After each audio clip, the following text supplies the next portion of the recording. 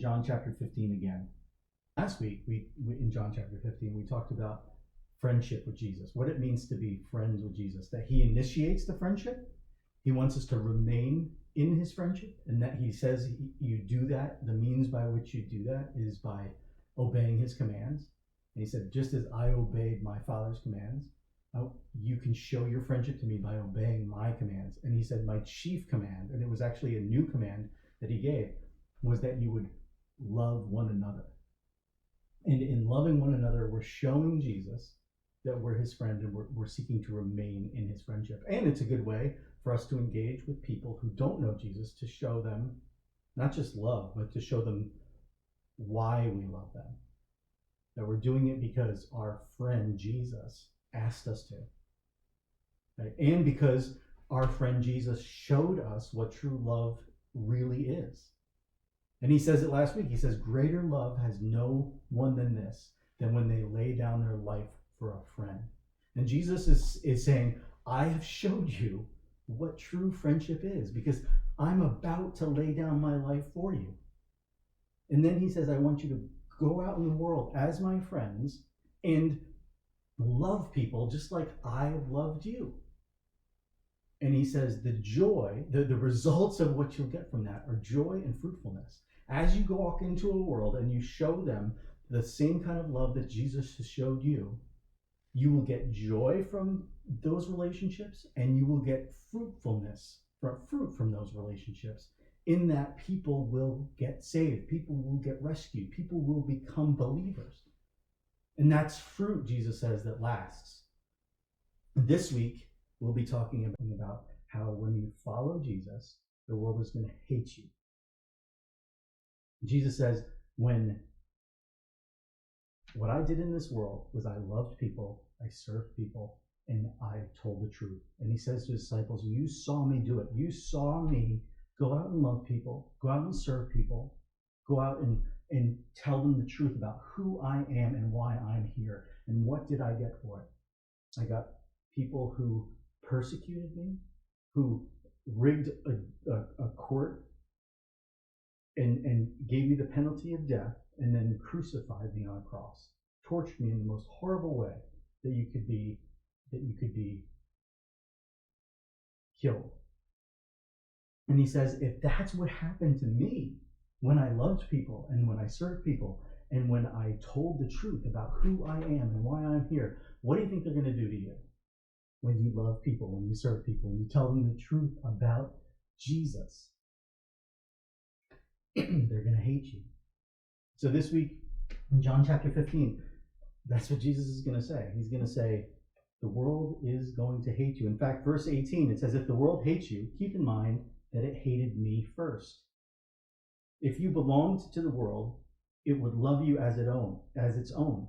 As it is, you do not belong to the world, but I have chosen you out of the world. That is why the world hates you. He's chosen us out of the world. Remember what I told you. The servant is not greater than his master. If they persecuted me, they will persecute you also. If they obeyed my teaching, they will also obey yours. They will treat you this way because of my name, for they do not know the one who sent me. If I had not come and spoken to them, they would not be guilty of sin. But now they have no excuse for their sin. Whoever hates me hates my Father as well. If I had not done among them the works no one else has ever done, they would not be guilty of sin. As it is, they have seen those works, and yet they have hated me, both me and my Father. But this is to fulfill what is written in the law. They hated me without reason. When the advocate comes, whom I will send you from the Father, the Spirit of truth, who goes out from the Father, he will testify about me. And you also must testify, for you have been with me from the beginning. All this I have told you, so that you will not fall away. They will put you out of the synagogue. In fact, the time is coming when anyone who kills you will think they are offering a service to God. They will do such things because they have not known the Father or me. I have told you this so that when their time comes, you will remember that I warned you about them. I did not tell you this from the beginning because I was with you. But now I'm going to him who sent me. None of you asks me, where are you going? Rather, you are filled with grief because I have said these things. But very truly, I tell you, it is for your good that I am going away. Unless I go away, the advocate will not come to you. But if I go, I will send him to you. And when he comes, he will prove the world to be in the wrong about sin, about righteousness, and about judgment. I have much more to say to you, more than you can now bear. But when he, the Spirit of truth, comes, he will guide you in all truth.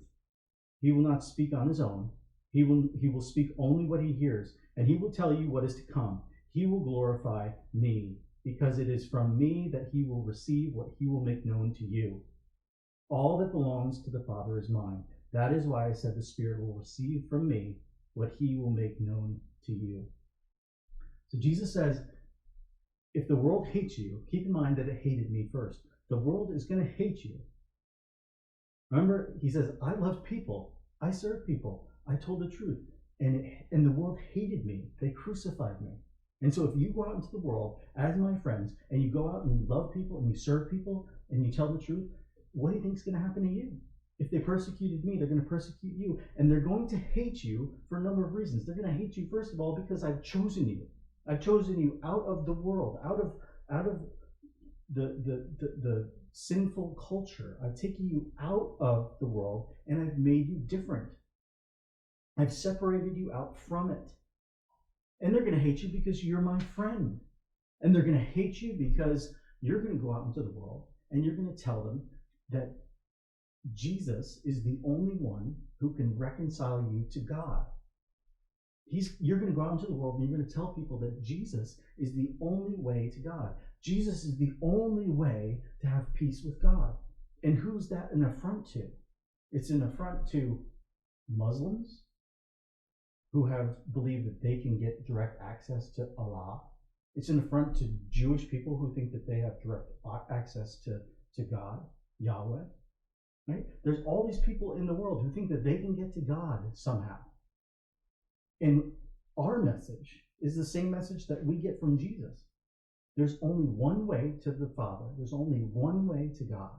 And that's through Jesus, whom he sent to rescue us and reconcile us to God, give us a relationship with God, make peace with God for us. And that message is a true message. It's a right message. It's the truth. But people are going to hate you for telling them that truth. And Jesus also says, and here he says, I told them with my words who I was. I showed them with my life who I was. And I showed them through works that nobody else has ever done in the history of mankind. I healed a paralyzed person. I made a blind man see. I fed 5,000 people. I raised a man from the dead. Nobody had ever done this stuff. The only being that has ever done miracles to this degree, in this way, is God. Jesus says, my works showed that I was God. My words told people I was God. My life, the perfect life that no one ever has lived except for Jesus, shows that I am God. And when you follow me and you try to live a life that's worthy of your calling as a Christian, it's going to be an affront to people. It's going to condemn people. They're going to see you living, not perfectly, but striving to live a godly life. And they're going to hate you for it. They're going to hear the words that you use in explaining why you want to live a godly life, how you came to find Jesus and believe in him. And they're going to hate you for it. And they're going to see your works.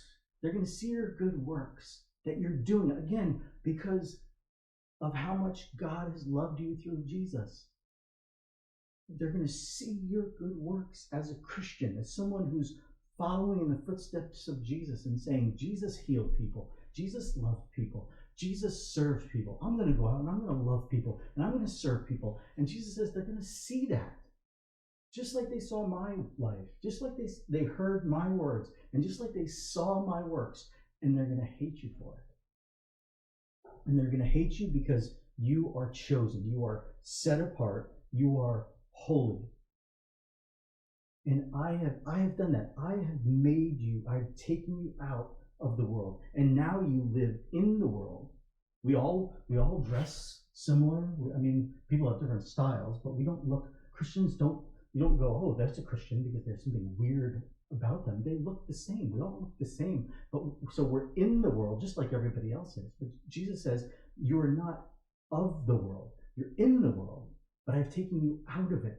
So you're remaining in it, living in it, working in it, going to school in it, but you're totally distinct and you're separate. You're mine. And because you're mine, people are going to hate you. And Jesus is saying this to his disciples, because they need to know this. Listen what he says. He says, all this, verse 16, verse 1, he says, all this I have told you so that you will not fall away. He's telling them flat out, people are going to hate you if you follow me. And I'm telling you this now because after I'm crucified and after I am ascended into heaven, it's going to get hard. He says, they will put you out of the synagogue. The life that you know that revolves around church, their synagogue, and family life, everything revolved around synagogue. They will kick you out. Your life will never be the same because of me. And so I'm telling you this now so that when all of this actually happens, when people start hating you, and I have ascended into heaven, that you won't fall away, that you won't just chuck it. But he says, so people are going to hate you, and they're going to hate you because you're holy, you're set apart, you're different. But he says, I am sending someone to help you. He says in verse 26, when the advocate comes, whom I will send to you from the Father, the Spirit of truth, he will testify about me. He's going to send help. And help is in the form of the Holy Spirit, or in this case, what he refers to as the advocate, but that's the Holy Spirit. And the Holy Spirit is in the Trinity. He is God, right? The Father, the Son, and the Holy Spirit. And Jesus says, I'm sending this advocate, I'm sending this helper, because you're going to need it. You're going to need someone who helps you convey truth to people. You're going to need someone who convicts the world of sin. That's what happens. The Holy Spirit convicts us of sin. It convicts us of sin as Christians, and when we engage with the world, it helps convict them of sin. And it reminds us of Jesus, and it bears witness of Jesus. Jesus is sending the Holy Spirit in his place as a helper to us. And when you become a Christian, the Holy Spirit takes up residence inside of you. It lives inside of your heart, right? That's you, that part of you that makes you you, that soul part. It exists there. And it works in you and through you to convey truth, to love people, and to serve people. It helps you do that. And Jesus is saying that the world is going to hate you, and it's going to hate you because you're holy, but I'm sending help in the form of the Holy Spirit. In this world, if you're a Christian, Jesus says, if you're following me, people are going to hate you simply because I have chosen you, simply because you're my friend, simply because your message, even though it's loving and it's serving people and it's the truth, will be an affront to people. But don't worry, I've sent you a helper. It's the Holy Spirit. He lives inside of you, and he prompts you, and he helps you, and he convicts you of sin, but he helps you convey truth to people. Because sometimes you think to yourself, I can't do this. I can't explain this to my friend. I can't give an answer to the problems that they're telling me. And if you're a Christian, the Holy Spirit is inside of you, and it helps you. It actually will help give you the words to say. That's what Jesus meant by a helper, an advocate, someone who will come alongside you and help you, just like Jesus helped his disciples. And he'll reveal Jesus to you, and he'll help you witness for Jesus. So people are going to hate you. because Jesus has chosen you. He's made you holy. He's made you set apart. He's made you different than everyone else. But he sends a helper, the Holy Spirit, who actually resides inside of you to help you live for him. It's pretty cool. I hope that you're all doing well. I can't wait to see everyone again. And I'll talk to you soon.